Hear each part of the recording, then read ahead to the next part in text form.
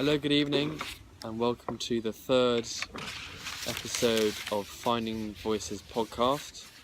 I'm Tom Wheeler. I'm Alex Kuzmenko.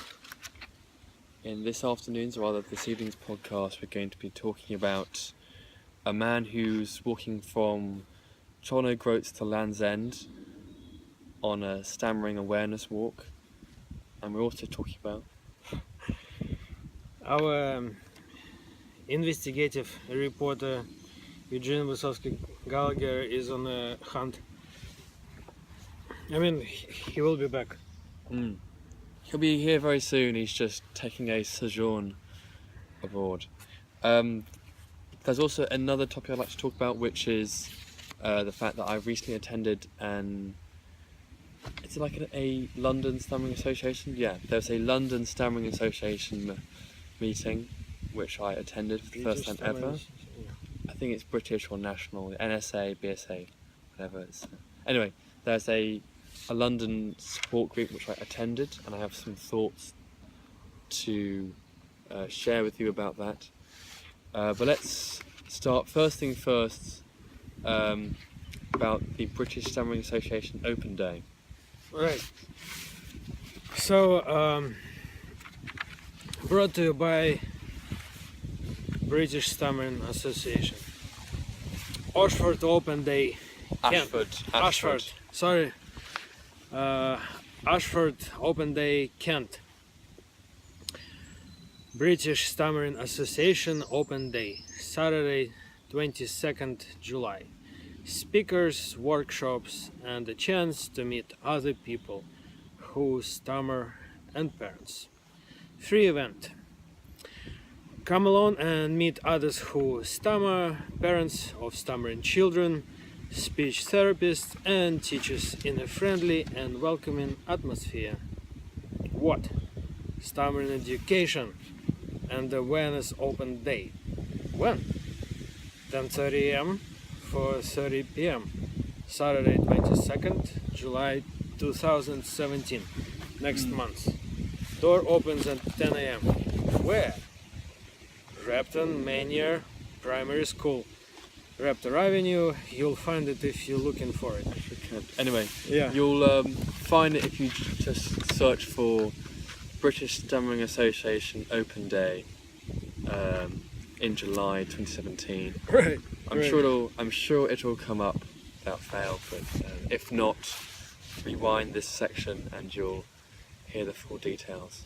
All right, and what they're doing, they're planned workshops and talks, and that would include stammering and employment, brain research, stammering in school, university, therapy approaches. I would be interested in that. Social model of disability. It's a big question. We'll probably discuss it one day, how it's perceived. So come along, Ashford Open Day, Kent, 22nd July this year. Be there. Or square. Yeah. Or be square. Rather. Have you ever been to a Stammering Association Open Day, or like an open day of this, Here? of this No. kind? But Oh yeah. where have you been to, and what's it Well, like? I've been on open days at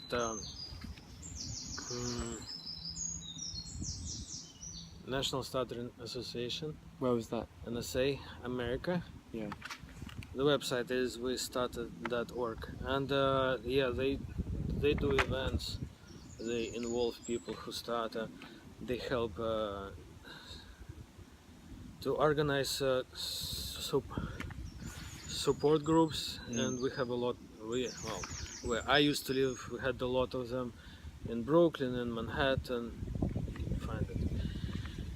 Yeah, so I went open days there, and I went open day at Maguire once in Washington DC. Yeah. And I went to open days to many other interesting. Oh, what was interesting open day at American Institute for Stuttering. It's a cool program, and I had my people there. They're just like what we did at at where we did it together. Very similar and very helpful as well. I'm not promoting it like 100%. I've No. never saw, but it's on my list to go to check out this therapy as well. Anyway, yeah, we can go to a cool story now. Like a really cool story where Okay. dude is working. Okay. This is the story of the BSA, that's the British Stammering Association chair, Tim Fell, who is planning to walk the length of Britain to raise awareness about stammering and is looking for your support. We want it to involve as many people as possible. Let us know if you can help. Anyway, so essentially this man, Tim Fell, is walking... Is it John O'Groats in the north of Scotland? Or is that in... Anyway, one of the two, he's walking from southwest Cornwall, is that Land's End? Must be Land's End, all the way up to, or down from far north of Scotland. Along the way, he's planning to meet and talk to people about stammering and effectively to raise awareness.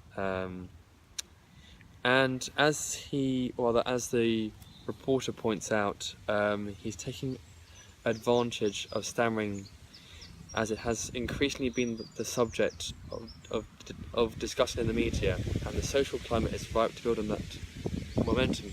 Alex, have you found that in the past few years at least, stammering has become more talked about in the media? Like you see more of stuff, not advertising stammerers, but there's more exposure. What have you seen? And we know more and more. Internet helps, and all kind of awareness helps.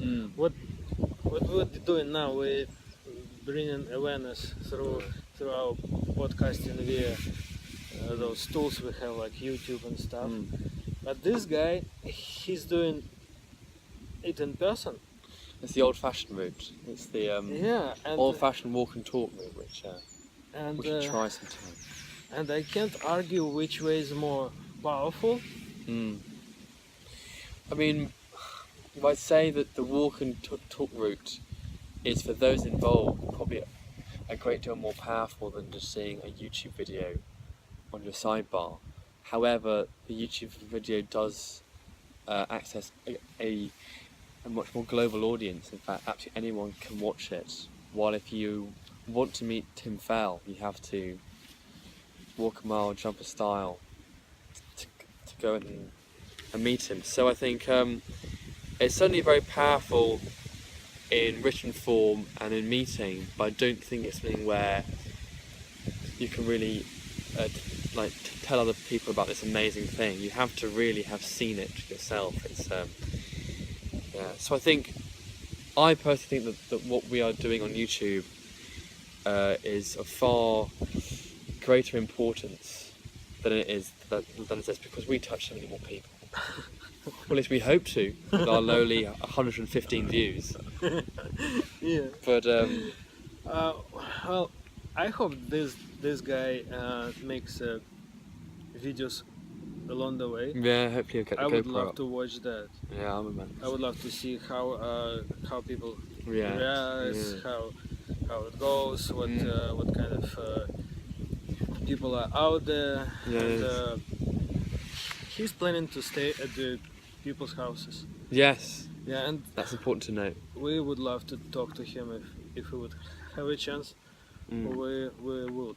Yes, yeah.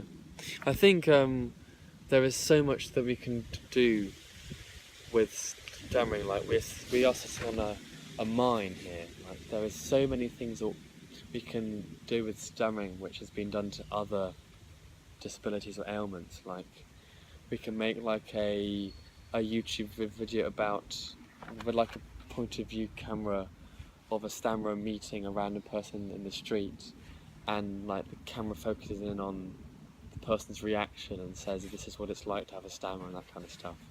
So there are so many things which we can do to expose stammering that's frightful. You know, so much that we can do.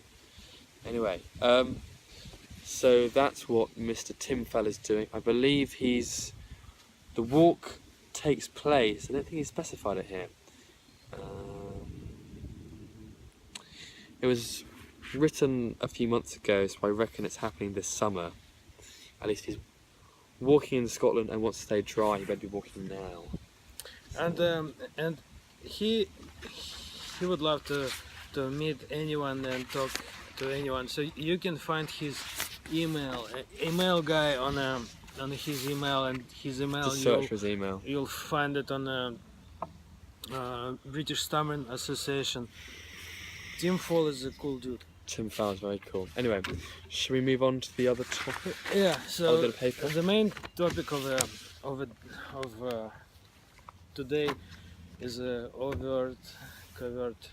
Overt and Stammering. covert. Would you say that you're more overt than covert? Or has it I know varied? I'm overt, Yeah. but sometimes I can be perceived as a covert Yeah. because I use a lot of techniques. So I think really the definition of an overt or covert stammerer is based on how others perceive you in some ways. In that, like, an overt stammerer is someone who is perceived to constantly stammer, while a covert stammerer is someone who stammers now and again, and it's like a temporary thing. It's like almost like, oh, they sometimes stammer when they're in front of people. That, I think, is more of a covert stammerer. Someone who, after like an hour of conversation, you still wouldn't tell whether or not they stammered. yeah. I think like an overt is like, you know, almost from the outset. Which one are Someone's you? down.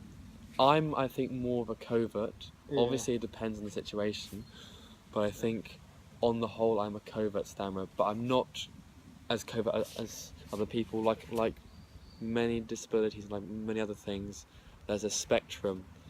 I think if I was like so covert that no one ever knew I stammered ever at all, I'd be about a third up on the way to overt. So Yeah, no idea. I totally understand. Some idea. Yeah. Yeah. That's why I put myself. There are characteristics of overt and covert. So I found this story in the Letting Go Spring Edition, National Stuttering Association USA, and the guy wrote an article about him being covert. Yeah. Let's read it till we have sunlight and all just parts of it, Okay. and then we talk about it. Deal? Deal. Okay. So it's called Didn't Know You Stutter by Jeff Olson. My name's Jeff. I didn't know you stutter. I get this comment a lot. You see, most people I know have never heard me stutter. But how could no one know that I stutter? My stuttering started around the 4th grade. I consider stutter to be on the mild side, but that didn't stop it from having deep impact on my life. For most of my life, I have been a covert stutterer.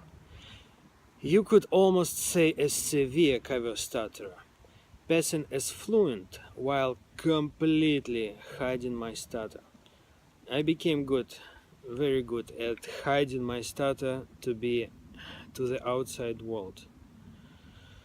By the time that I decided let others know that I stutter, at age 40, no less, most people had no idea. None of my friends knew that I stuttered, and my family thought that I had gotten over it years prior. I never decided to be a covert stutterer. It was just my way of coping. In my younger years, the stuttering was pretty noticeable. No one ever made fun of it, but I definitely had the impression that I was different and didn't like it. Not one bit. Every time I stuttered, felt like I was falling down flat on my face. Most of the time I knew when I would stutter, and I felt like I could see it a mile away. But I couldn't prevent it. As I got older, I tried harder to listen those falls, or even better, eliminate the fall. Excuse me. The fails completely. That usually meant word substitution, filler words, eh, uh, and even weird animal noises. Oh, don't ask. I used everything I could, I think of, to unlock my voice that seemed stuck, unable to continue into the next word. With each day, I grew more frustrated and embarrassed about my stuttering, and even angry that it would not go away. I would have given anything for it to disappear. I thought that maybe I could wait it out and just deal with it best I could until it simply went away. That didn't happen. Every opportunity to speak came constant fear of walking off a cliff and not knowing if that fall was going to be 2 feet or 200 feet. I always prepared for and expected the 200-foot fall.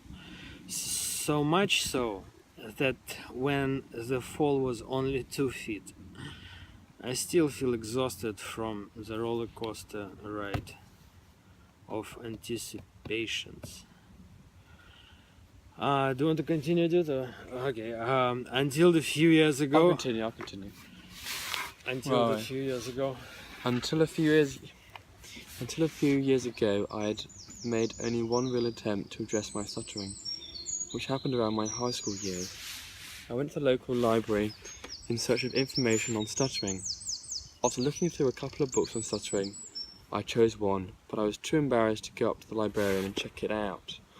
So instead, I photocopied every page in the book, all 170 pages, and put them back on the shelf and walked out, with my stack of papers 1 inch thick. To this day, still the most expensive book I've ever taken from the library. When I got home, I went straight to my room and started to look through the pages. After a few minutes, I put the stack of pages away in the bottom of a file cabinet where no one could find it. Over the next several years, I looked at that book only a couple of times, and then after that, not at all. At that point in life, I couldn't handle looking a stuttering straight in the eye, which is required if I wanted to make improvements in how I deal with stuttering. The years passed, and I tried not to think or worry about my stuttering, but I couldn't stop thinking or worrying about it. Stuttering for me was all-consuming, affecting my thoughts and behaviours. Stuttering became the lens through which I saw the world. Being a stutterer was never a role I wanted to play, like a job I didn't sign up for. But I got the part, whether I wanted to or not.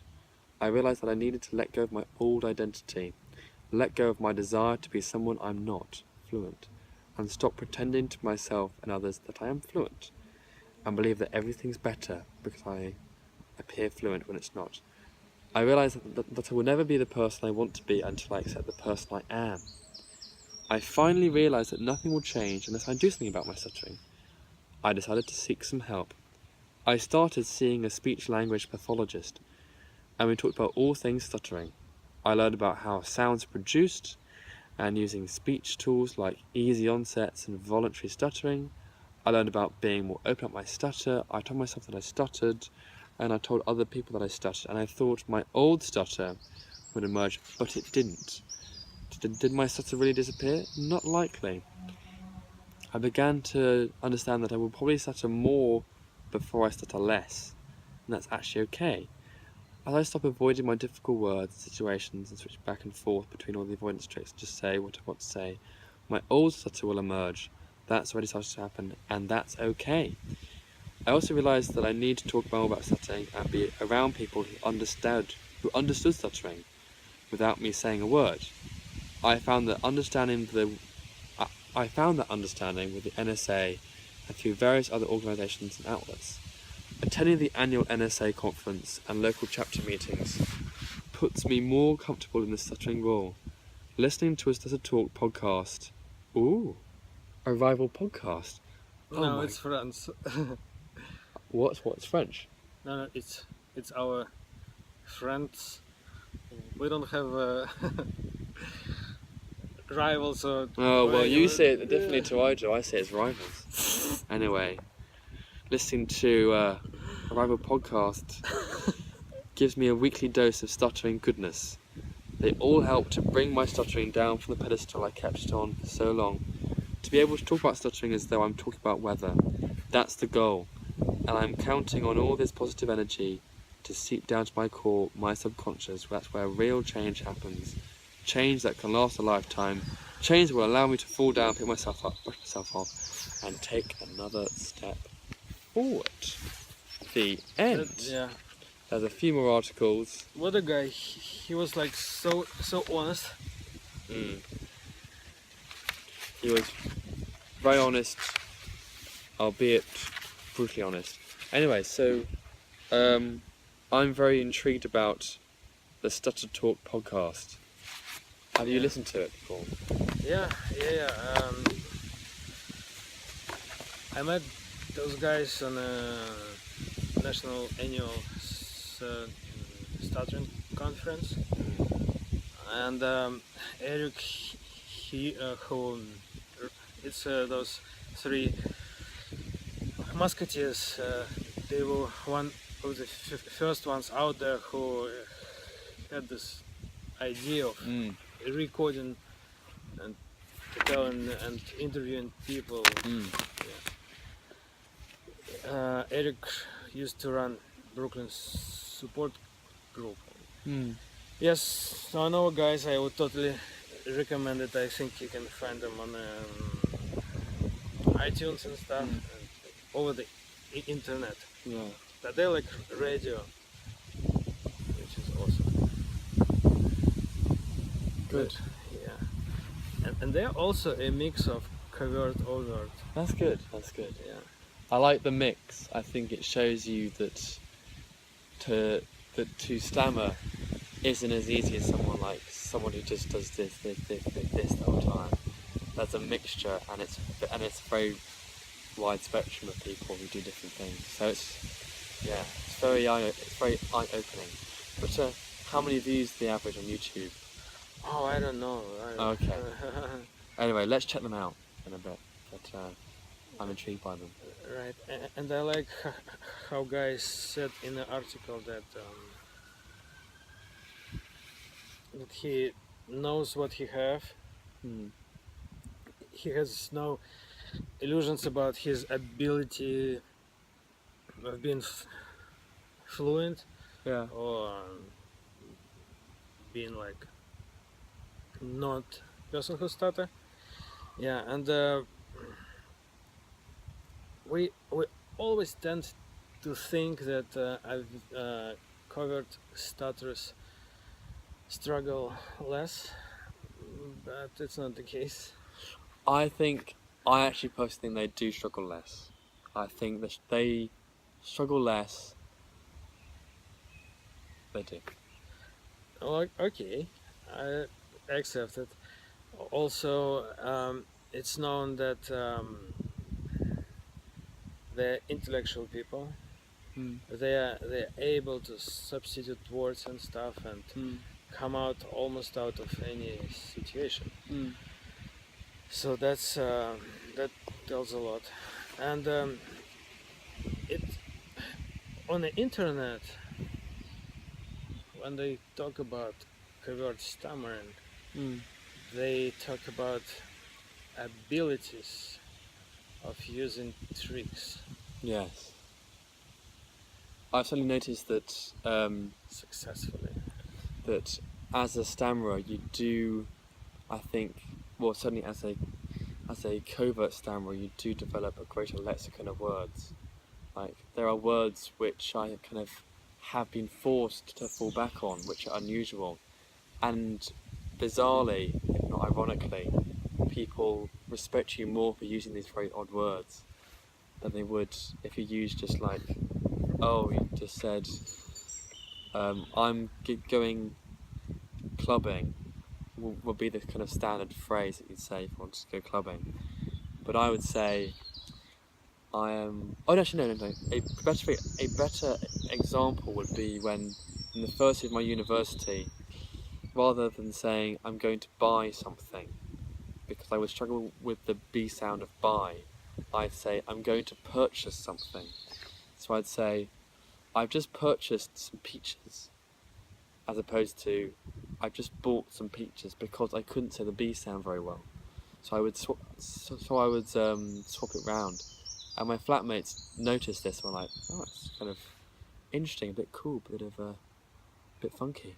So Yeah, I there are got some benefits, albeit that they are quite small benefits. But there's light at the end of that dark tunnel. Yes. right, and they mentioned being mild stammers, Mm. covert. Yeah. I always wish I was a covert, and I had my moments of covertness when I was able to somehow trick stammering out, and Mm. yeah, but the mastery of covert stammering is mixing up the well, mixing up the tricks. Any any stuttering technique, Mm.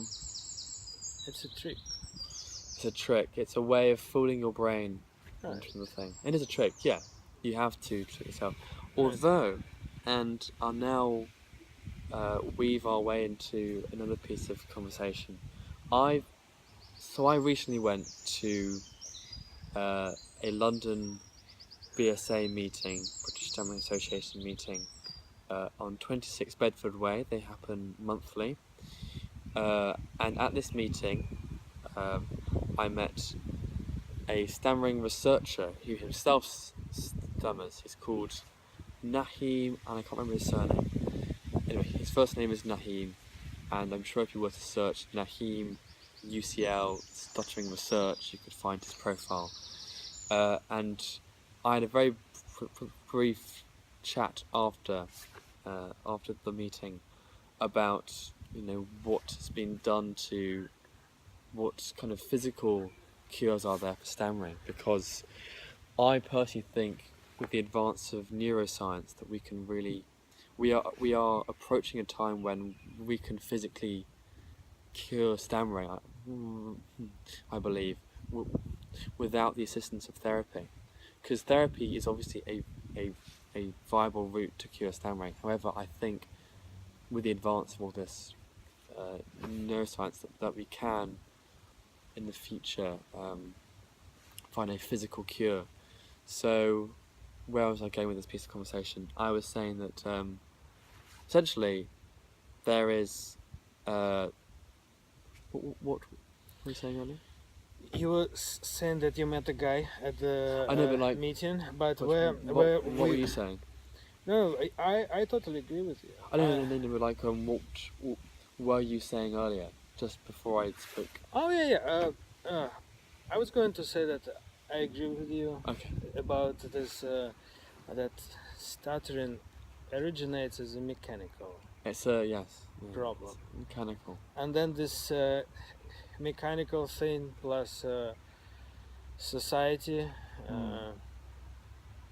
it creates psychological problems. Yeah. Anyway, so I should continue with the BSA thing. Omics. Yeah. And anyway, so the meeting itself was attended by about 10 of us, which I thought was fairly underattended for what should be a very popular event.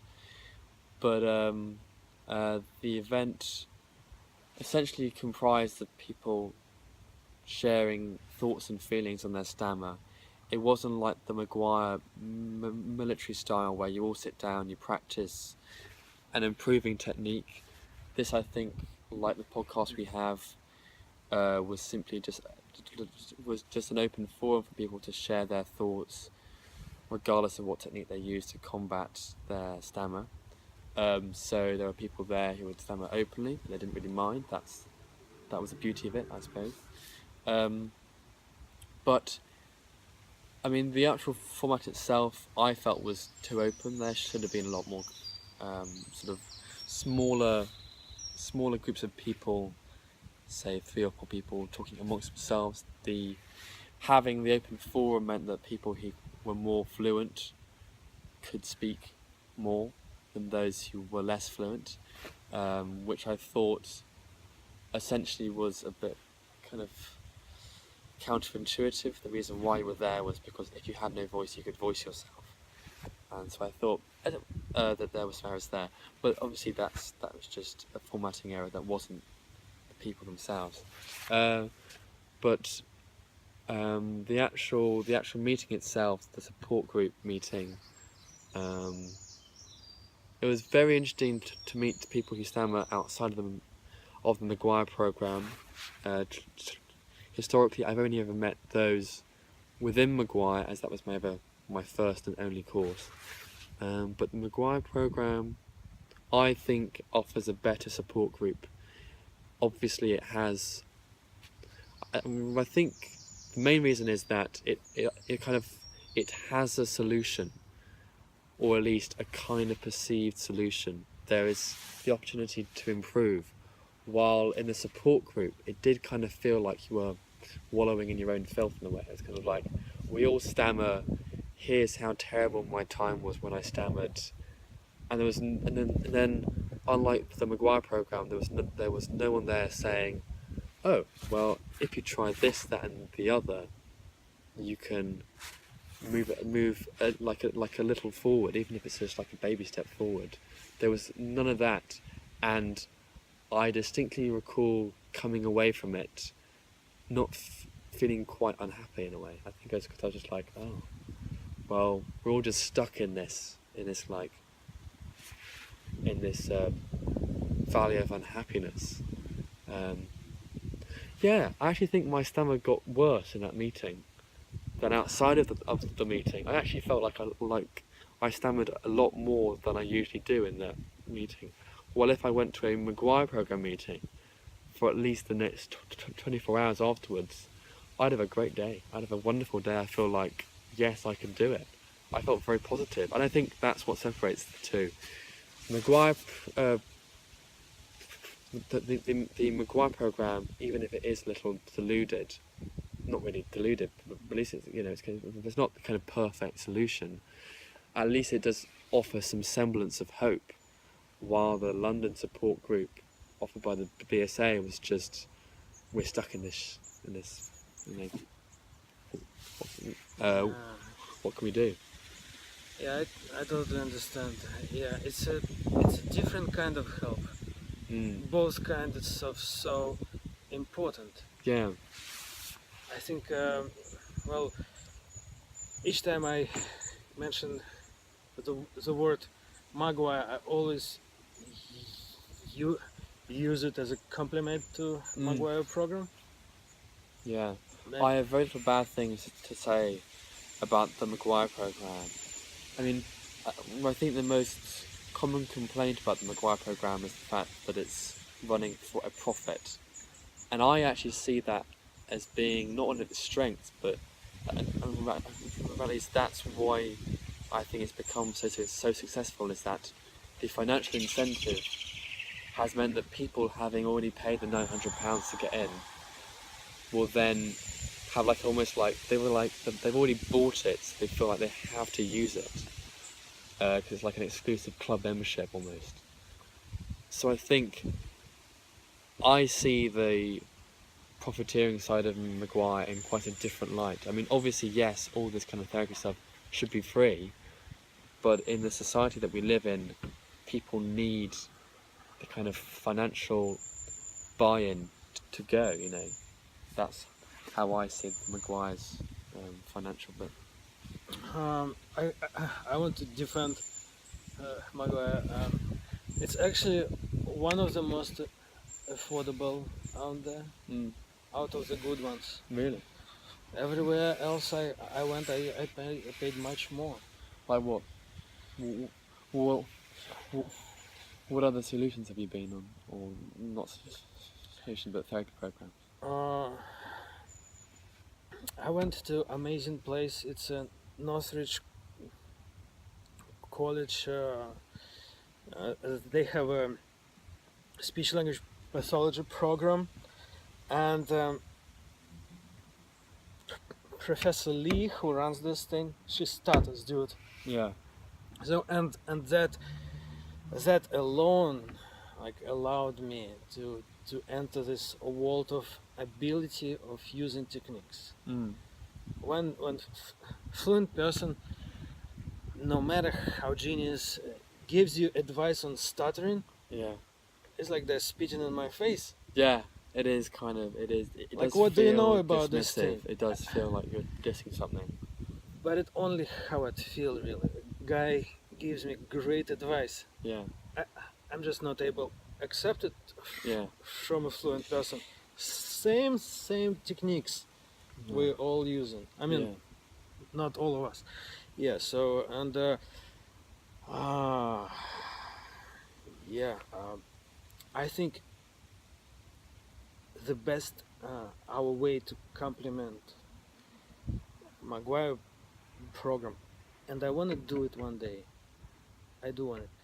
We should invite our shining stars, like maybe course instructor Yeah. or regional director or Yeah. Sure.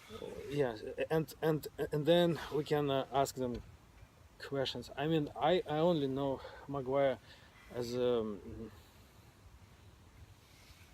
on my first step there on the sledge of so I don't know anything, and I want to give them opportunity, to really open it up to people. I wish I could, but I just physically can't. I don't have this pile of knowledge which should be presented in the right way. Different type of support, both extremely important. I think I mean, I need it. I need to go to places where people stutter. Yeah. And on our support group where we usually go, there is no way you can stay silent. Yeah. There is no opportunity for that. And when you talk, you don't have time to think, really. When you're constantly talking. On support groups where I went, where just people who stutter, no matter from whatever, from different countries, you can't be silent. Yeah.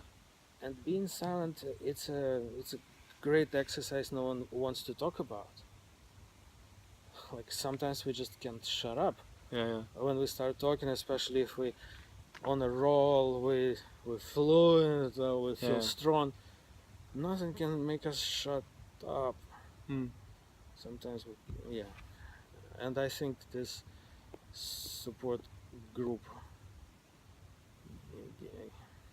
that type, gives you this you can really let go without judging yourself by how you performed in this support group versus what you were thinking, what your emotions were on that support group, like how many new people, new points of views you find out, right? Yeah. That is actually very true, because I long dismissed the BSA support group for the reason that it wasn't Maguire, because I saw, and I've since changed my mind, but I long saw the Maguire program as the be all and end all, and it was very refreshing to encounter a support group as flawed as it is, and it's very flawed, that was basically offering an alternative. Because it's very easy to get trapped in the Maguire cycle of, I need to go to a course to improve my speech, I need to keep on topping up my speech with support group visits. I think having the Wednesday BSA thing has completely opened my eyes, and I look forward to having a great deal more discussion with Naheem about the research he's been doing, because there is actually there is a well of scientific research that's been done, but it just isn't enough so far. And when we hopefully in a few months, well, not in a month, in like almost, in maybe some weeks' time, when we get Naheem on the podcast. Yeah, we should, yeah. He can It is a discuss show. all of that. It's a show. We can get him to discuss all of these things. I think these are, I think what he's talking about, the science of stuttering. I think there's a future to, while the Maguire program and the other therapies on offer, which have got a good 60 years worth of research behind them, I think have run their course. I think they are great. They offer some kind of solution, but I don't think there's much of a future with them. I think there's only so much that you can do with therapy and speech exercises. I think the real changes and the potential cure for stammering, and I sincerely believe that there is one, will come from neuroscience, not from therapy. And I think that's where we as a stammering community should be focusing all our efforts. I think if we would open doors to everyone, if we would start communicating all of us, if we would start resisting each other, inviting, making, we can go somewhere. I know that Britain's Stammering Association support group would love to have what we have from those. They would love that, and I will. I always tell everyone about Maguire. Like I see a person who started. Oh yeah, same. Nothing same. can stop me from. No. From. It's almost as if like, if you saw like a man on the street who was dying, and you had a bottle of like a man on the street who was dying of thirst, and you had a bottle of water on you, you would hand the bottle of water to the man on the street, in the very same way that if you see a person who is stammering openly and seemingly uncontrollably on the street, you would say to them, listen mate, there's a great thing called the Maguire program or the Starfish program, or whatever you want to say, and just say, listen, there's like a large body of people out there that can help you out, because otherwise it's almost as if you're like watching a man drown. It's like you have to help them. You have to help them. I've actually had a person recently. I was in the Natural History Museum with my girlfriend, and we were just walking around, and I overheard what is a very distinct kind of stammering sound. It's all like that sound, and I knew in a split second that person was stammering, and it wasn't just a one-off, oh, she stammered on that word. It was an actual stammer. Anyway, and I was considering, saying, have you heard of the Maguire program? Except the man in question was French, and his friends were French, and I didn't think that if I could speak to him, he'd understand me. I mean, that might be false. He might have spoke fluent English, but in that moment, I had a kind of moment of weakness when I decided not to ask him. Has he heard of Maguire? And also, I also looked up if the Maguire program operates in France, and it doesn't, nor any other francophone countries, barring say Canada, which has a French-speaking minority. Or you know. So that was a moment of regret. But anyway, next time it happens, I'll be on the case. Just as long as they're not speaking French. It's conditional. It's conditional. Nothing yet to say about. You did nothing wrong. No. Nothing wrong. Just I think it's an opportunity missed, which in my eyes is something wrong. I missed many opportunities. We all have, but I think we should make every effort to take them. Anyway, moving on. Yeah. We'll wrap it up. Yeah, I think we should. So, yes, thank you everyone for joining in our night ranting. We should probably inform you that this evening's podcast, I think, has featured some of our worst stuttering yet. I certainly haven't stammered this badly in front of the camera for a long while. I'm not sure about you, Alex. Is this a bad one? I had one of the most horrible days. For stammering? Yeah. I had a terrible day for stammering as well.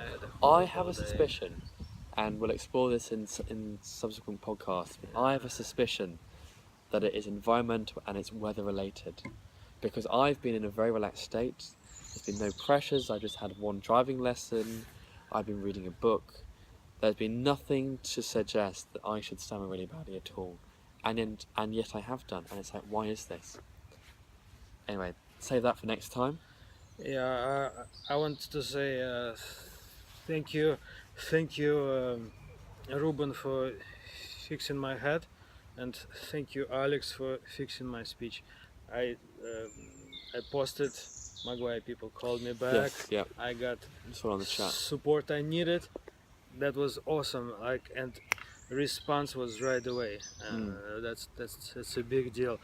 Yeah. So next time we'll talk more probably about something else. We shall. Anyhow, thank you very much for listening. I'm Tom Wheeler. Alex Kuzmenko.